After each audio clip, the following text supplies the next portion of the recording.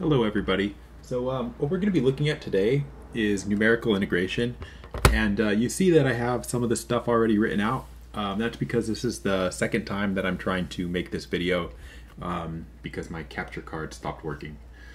So I'm starting over, but I don't want to rewrite everything, so I'm not. So we'll just go over what I have here. So here's the idea behind numerical integration. So you should know that a definite integral, like this one, represents an area under the curve. So I've got a picture of that, right? So we got an area under the curve here. Probably shouldn't be scribbling this in. That's a waste of time. Okay, I'm done, right? So definite integral is an area under the curve like that. Now I realize that not every integral is an area like that, because when a function is positive and negative, then maybe it's not an area. But for purposes of understanding this, this is an okay way to think of it. All right. Now there are some integrals like this one that you could not do by hand. Like that looks like a simple integral there, 0 to 1 of e to the x squared, but it's not possible to do by hand. There is no antiderivative for e to the x squared that you can write down. Okay, you can't do it with integration by parts, you can't do it with substitution, nothing. You're stuck. Okay, but even though we can't actually solve that integral by hand, it's a number, right? It's an area under the curve, and so we can't solve it exactly, but we could estimate the value of the integral as a number, right? As a numerical value, we can get an estimate of that. Even if we don't know what the antiderivative is. And in this section, what we're going to be doing is we're going to be using 3 different methods to do that, right? So 3 different methods to estimate the area under the curve. And so the 3 methods we're going to use are midpoint rule, which you might have seen in Math 4A, trapezoidal rule, which you probably did not see in Math 4A, but it's possible, Simpson's rule, which you didn't see in Math 4A, and that's it. Those are the methods. Okay. Each of those is going to be able to estimate an integral like the one that I have boxed there. They'll all give slightly different answers. Now for each of these, we're going to use the method to estimate the value of the integral. That's one thing you have to do. That's what it's for, to estimate the value of the integral. But we also are interested in how far off our answers are. So we need to be able to find absolute error of our approximation. And the absolute error, that just means how far off you are in terms of oh, well, the answer was 11 and we calculated 12, so the absolute error is 1. Very simple. Then we're going to talk about relative error. Relative error is important because the idea there is that, if the value of the integral is 1,000,000 and you're off by 1, that's not a big deal.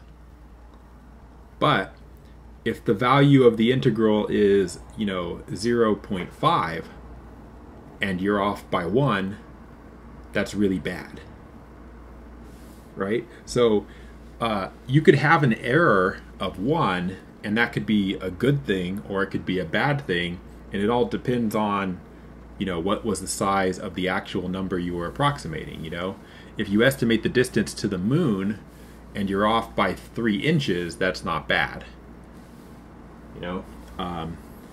If you're buying a phone case and you buy a case that's 3 inches too big, that's probably not good.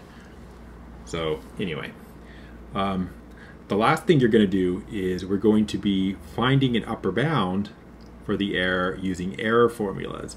And you might be wondering, well, how is that? Why is that different than what we talked about in numbers 2 and 3 there?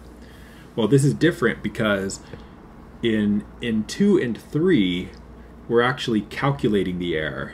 That means we know our estimate, we know the real value, and we're just seeing how far we're off. In 4, what we're going to be doing is you don't know the real value, but you still need to know how far you're off. right? So this is kind of this is important, right? This is know how far you are off, or how far you could be off, like, or how bad your estimate is, or how close your estimate is, right? We're optimists. How close your approximation is without knowing the real value.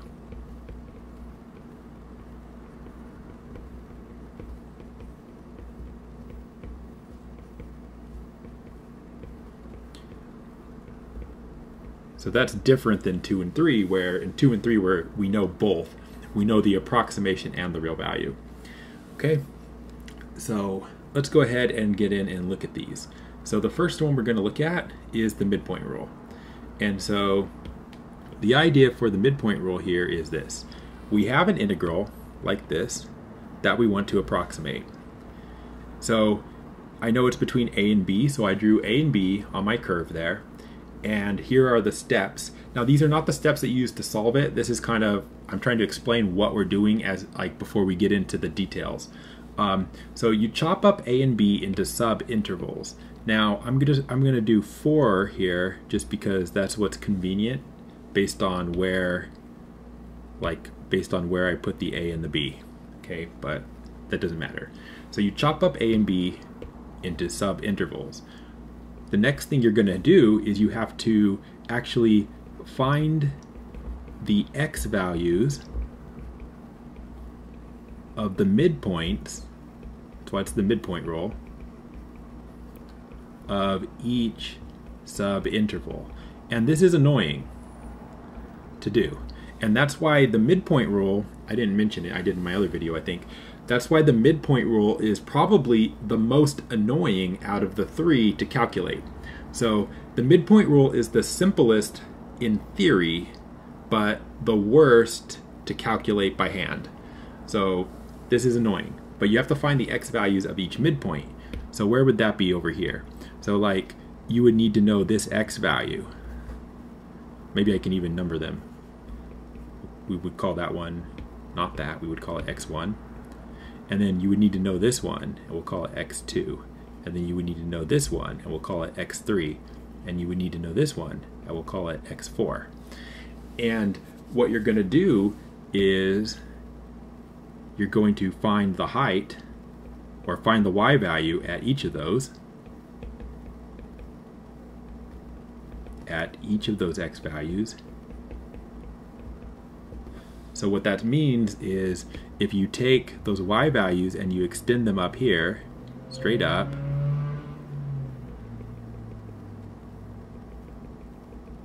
then they give you points on the curve, right? Like one right there, one right there, one right there, one right there.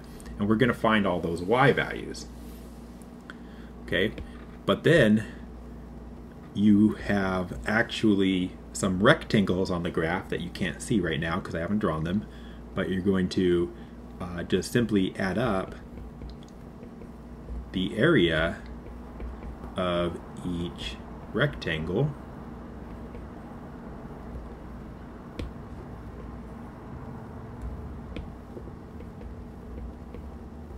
to get the total area.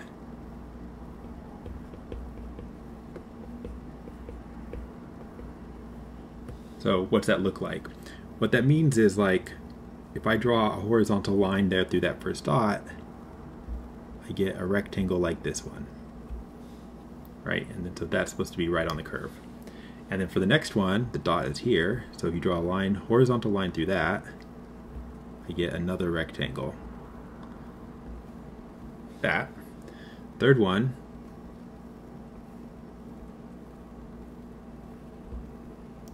and then fourth one. And so you're calculating the areas of these rectangles instead of the actual area under the curve. Right, so 4 rectangles. So what you get is an area that is approximately the same as the integral that you're trying to calculate.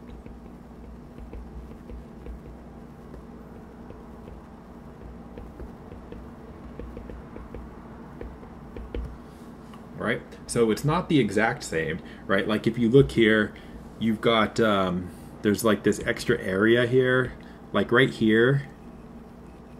There's some area that is in the rectangle that you're not supposed to be calculating, so that's extra. And there's a little bit here, and then there's a little bit here. But also, there's a little bit of missing area. My graph is not drawn very well, so it's hard to see. But there's a little bit of area here that's under the curve that we're not counting, and a little bit here that we're not counting, and so on. So every rectangle is a little bit off, right? And so when you add up the area of the rectangles, it's not exactly equal to the integral. It's just approximately equal. Okay, so you could say, so the integral from a to b of f of x dx is approximately equal to the midpoint rule. And I'm just going to say like m for midpoint rule. And I'm going to say n because we're going to have n subdivisions. Okay, does that make some kind of sense? So we're adding up the area of rectangles. Now, what I wrote here is not like, this is not how to solve it. Like, this is not the steps you do exactly. It's the idea, right? Not quite the steps you follow to do this.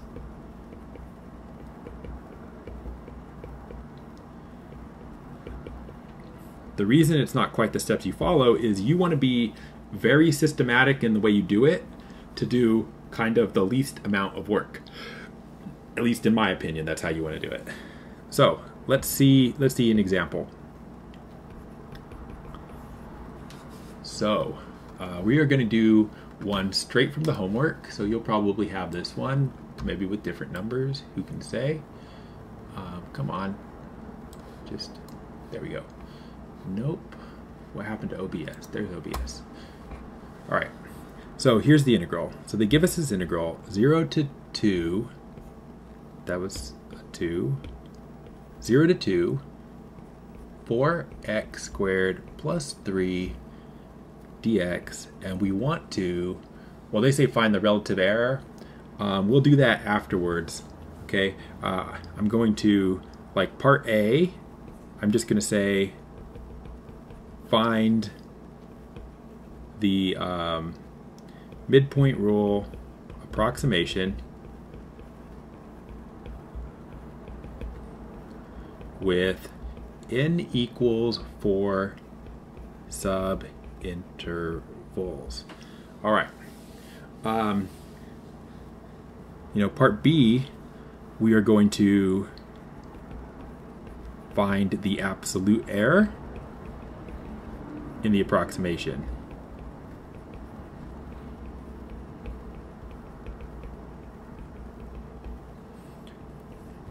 Part C, I'm going to find the relative error as a percentage. And that's going to be it for this problem, okay? So that's what we're going to do. So we're going to start with part A, and again, I'm going to pay attention to the description of what I'm doing here because these are your actual steps. So step 1. You need to calculate the width of each rectangle. So like here I said, I add up the area of each rectangle. Well, area is width times height, right? So on your picture here, you have like a rectangle, and what is that width? We're going to call that width delta x. And so every one of them is going to be made with the same width. Okay? So first thing to do is to calculate that. You really need it. So step 1. Calculate the width of the rectangles, or subintervals. There's just a formula for it, okay? The formula is delta x. Delta means change, so change in x. That's why we're using that terminology. And it's b minus a over n. And so the n is the number of subintervals, right? Number of subintervals. And the b and the a come from, it's the integral from a to b of f of x dx. right? So you know all those numbers when you're starting the problem. So for us, it's going to be simply delta x equals b minus a over n. The b and the a are 2 and 0, and the n was given to us as 4. So it's 1/2. Okay? That's it. That's all we're doing in this step. The next thing you need to do is figure out your x values. Now, you can do this in various ways. Now, pay attention to what we said here. We're supposed to be finding the x values of the midpoint of each subinterval. You can calculate all of the, like you can calculate this x value, and you can calculate this x value, and then calculate the midpoint. That's a lot of work, okay? So the easiest way to do it is just to know what the final answer is going to be, and then just do the right thing from the beginning. So for us, here's how it would go. Your first x value, so let me say what we're doing. Calculate x values for the midpoints of the subintervals.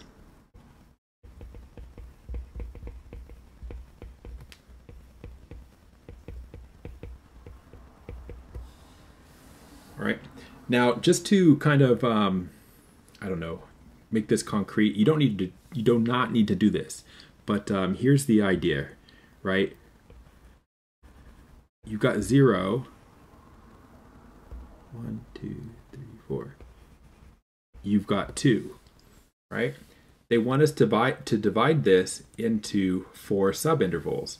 So, right, because n equals 4. So the 4 subintervals are going to be 0 to 0.5, 0.5 to 1, 1 to 1.5, and 1.5 to 2, right? So these are my subintervals. I've drawn them right here, right? This is the first one, this is the second one, this is the third one, this is the fourth one. Those are the subintervals. And you need halfway. So halfway in here, like halfway between 0 and 0.5 is 0.25, right? So the easiest way to calculate that is not to think very hard about it. What you want to do is you want to simply know that the first subinterval, or sorry, the first x value is going to be a, right? That's the left-hand endpoint. This is a. And you're going to add delta x over 2. That's the first one. Okay? And then for the ones after that, what you're going to do is you're going to take the previous one. So like for x2, you need to know what x1 is. You're going to take x1 and you're going to add just delta x. And then for x3, it's going to be x2 plus delta x, and so on. And you're going to stop when you get to xn, and xn is going to be technically xn minus 1 plus delta x, but it's also going to manage to be b minus delta x over 2 if you care. All right, so those are the formulas, and you can see that they'll work because like the delta x here was like 1/2, right? If you add a half to that 0.25, you're going to get 0.75, which is indeed the next midpoint. Okay, so these formulas will work, and they don't require you to think about the intervals very much. You just use the formula. Okay, so let's try it. So for us, x1 is, we know a plus delta x over 2. So a was 0, delta x was 0.5, it was 1/2 over 2. So we get 0.25. Okay, then x2 is 0.25. Actually, I'm gonna use the formula. x1 plus delta x. So x1 is what we just calculated, 0.25, and you add delta x, which was 0.5, 1/2, so you get 0.75. x3 is x2 plus delta x, so that's 0.75 plus 0.5, so that's 1.25. x4 is going to be x3 plus delta x, which is 1.25 plus 0.5, which is 1.75. And we're done because, number one, we know we're done for two reasons. Number one, we're stopping at n equals 4 because n is 4. Also, we know we're done because this is right before the b, right?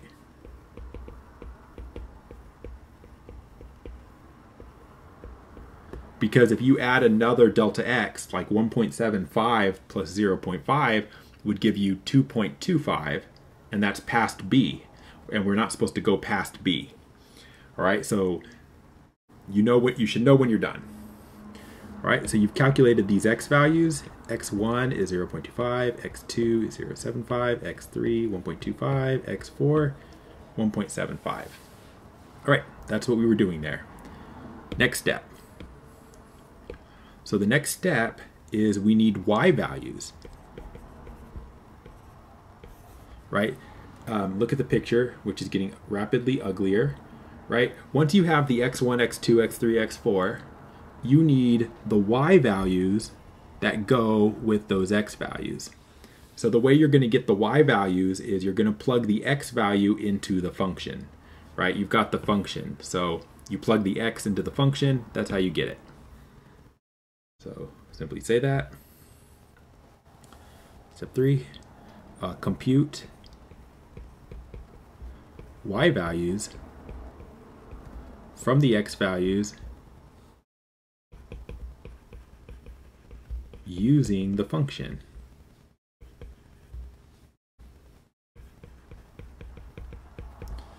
All right.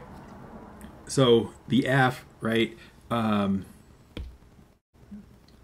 So the formula is just this, right? I'm not going to write it out. Y1 is f of x1. Y2 is f of x2. I guess might as well just finish it off because there's only 4. There's only 4 on this example, right? The textbook that we used to use would a lot of times, sorry, Y3, Y4, a lot of times the textbook we used to use would say, like, use midpoint rule with n equals 10 or something like that, and you'd have to do 10 of these, and it was annoying. But that's how you do it. So let's do it. So remember, the integral was, what was it? The integral was a to b of f of x dx, but for us it was 0 to 2 of, what was the function? Somewhere, 4x squared plus 3.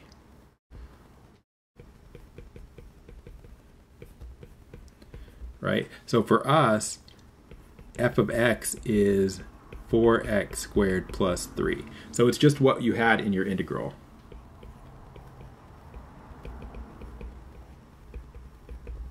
All right?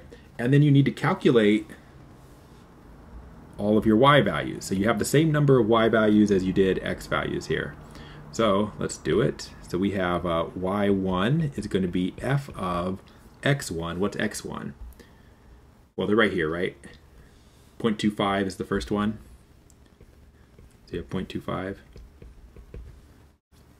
So 4, 0.25 squared plus 3. I'm not calculating that yet. Y2 is going to be f of, what was the next one? 7.5. 4, 0.75 squared plus 3. Y3, f of 1.25. That's 4, 1.25 squared plus 3. Y4 is f of 1.75. That's 4, 1.75 squared plus 3. Now each of these, of course, is a number. On a lot of these problems, you need to be exact. So, you know, don't round, basically. So 4 times 0.25 squared plus 3, 3.25. 4 times 0.75, oops.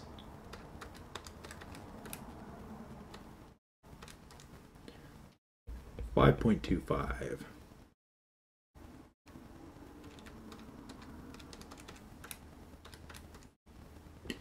9.25.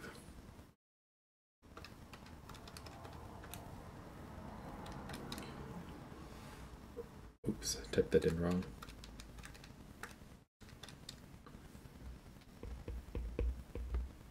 $15.25. Okay. Now, we're good. Before we move on to the next step, I just want to be clear about what we have now. So what we have is this. So if I go 0, okay, let me see how to do this. 0.5. I really wish I had drawn these a little better already. 1, 1.5,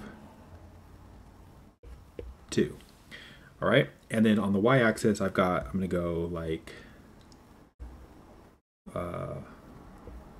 3, 6, 9, 12, 15.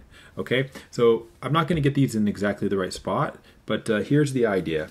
So at 0.25, we're at 3.25. So that's like right here, right? And at 0.75, we're at 5.25. So that's up higher, like there. And at 1.25, we're at 9.25. So that is, oops, it's about there. And then at 1.75, we're at 15, which is up here. Okay, so I've got those all on here. Now what that means is that I've got these rectangles.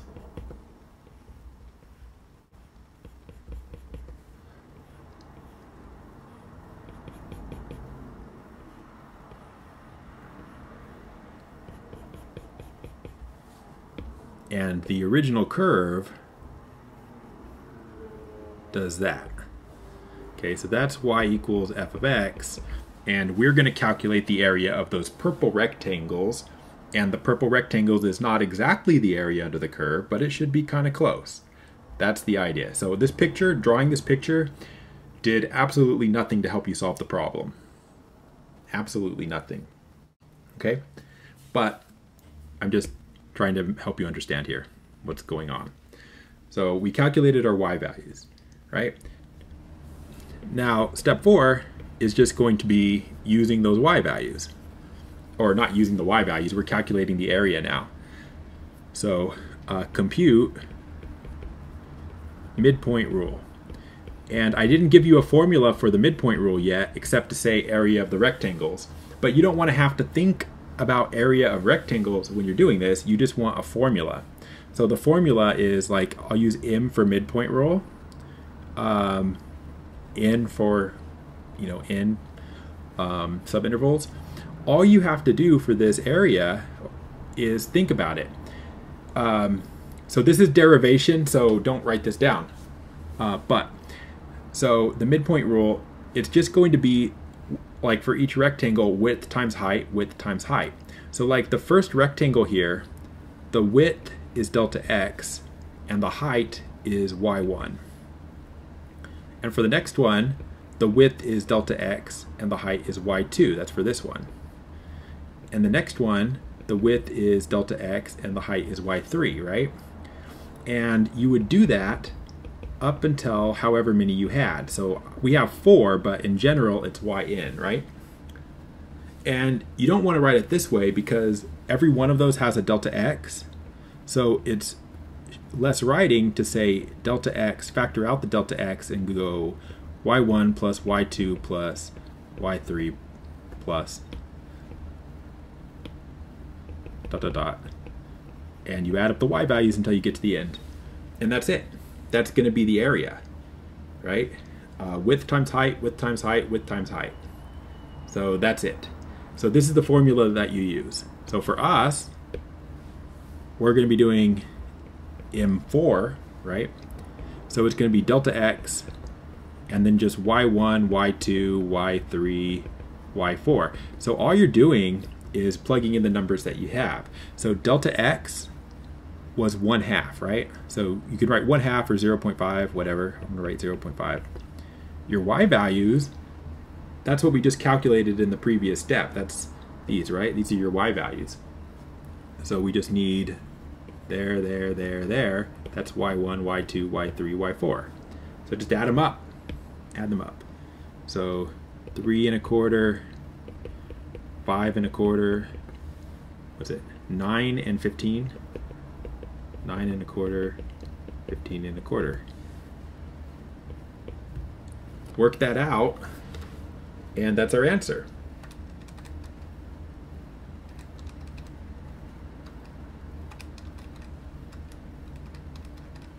So you add them up, you get 33, and then times 0.5.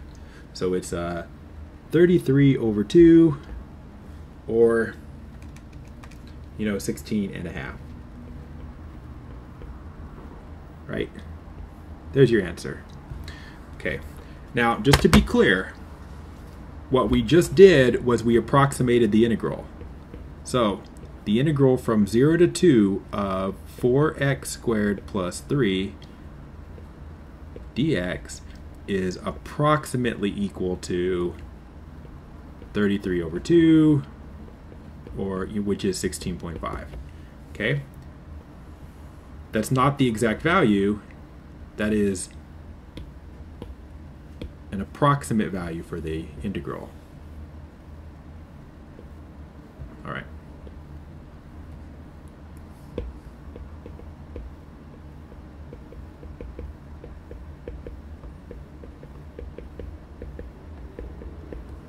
So that's what we were doing. Now, after that, what we want to talk about is the error in our approximation. Like, okay, great, it's 16.5 approximately, but what's the real value? Is it close to 16.5? Is it 16.6? Is it actually 50 and we're really far off? Like, we don't know yet, right? And we don't have the theory yet to handle that, but we can calculate the error. So step 4, this is not really, we're done actually with, we're done with trapezoidal rule. So now let's look at the error. So now we're on part B. Part B. Find absolute error. All right. So it's very simple. We need to know the approximation, right? Or find the approximation. We just did.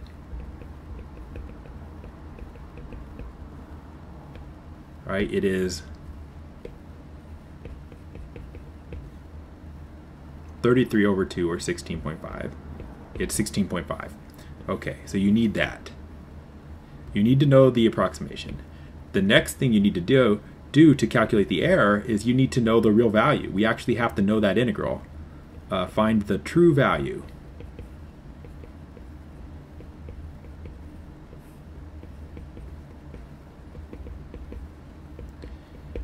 Feel free to cheat on these, right? Like, you're not getting paid to solve the integral. You just need to know the answer.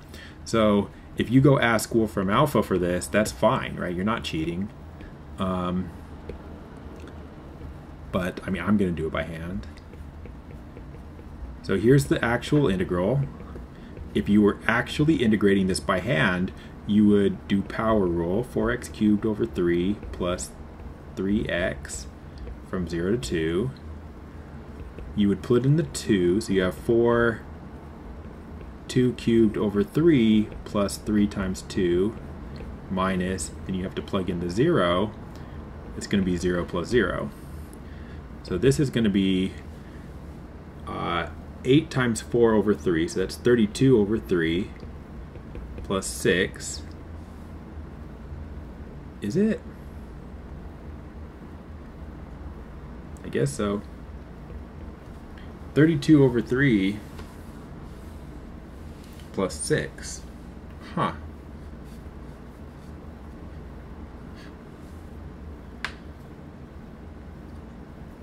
That just seems wrong. Oh well. 32 over 3 plus 6. Oh no, it's one of those things where the number looks wrong to you, but it's not actually wrong. I was thinking 32 over 2, and I was like, how are we so far off? We're not. It's So you work that out and it is 50 over 3. Okay. Which is approximately 16.66667, right? 16 2/3. All right. So we have the true value. So the approximation was 16.5, and the true value, well, that's actually 50 over 3, is right here. Okay. So then, step 3, the absolute error comes from a formula. Well, they want it in absolute value, so we just say like error by definition in absolute value is the absolute value of the true value minus the approximation. That's all. So for us, it is going to be this. The true value is 50 over 3. That's what we got when we integrated. The approximation is 16.5. So how far are we off?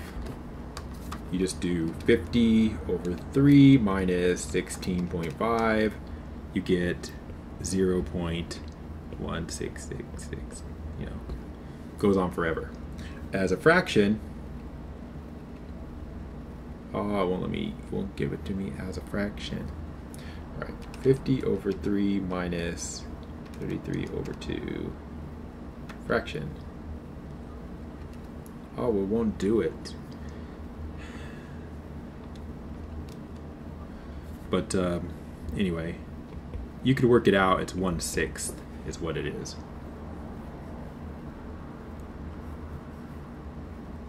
All right. Should have done that in red. All right. So that's your error. Absolute error.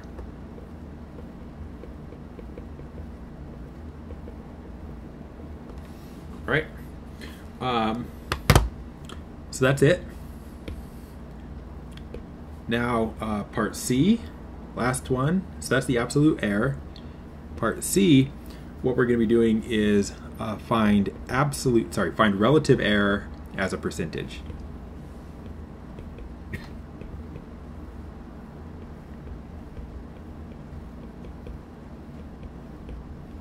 A percentage.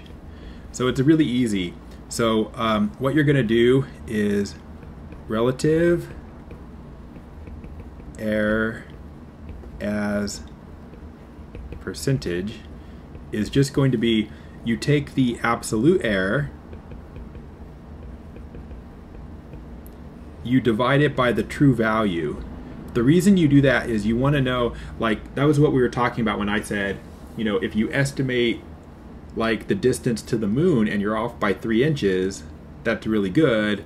But you know, if your phone case is off by 3 inches, that's really bad. So you want to divide by the true value, and it scales the error so it's relative to the size of the answer. Now that's relative error, and to make it a percentage, you just put times 100% there. So for us, absolute error is 1/6. The true value was 50 over 3, or 5 over 3. 50 over 3, and then you times 100 and add a percentage sign. So I just go 1 over 6 over parentheses 50 over 3, get a number, times 100, and I get 1. So I actually get 1%. That's my answer. Again, I should have done that in red, but I did not.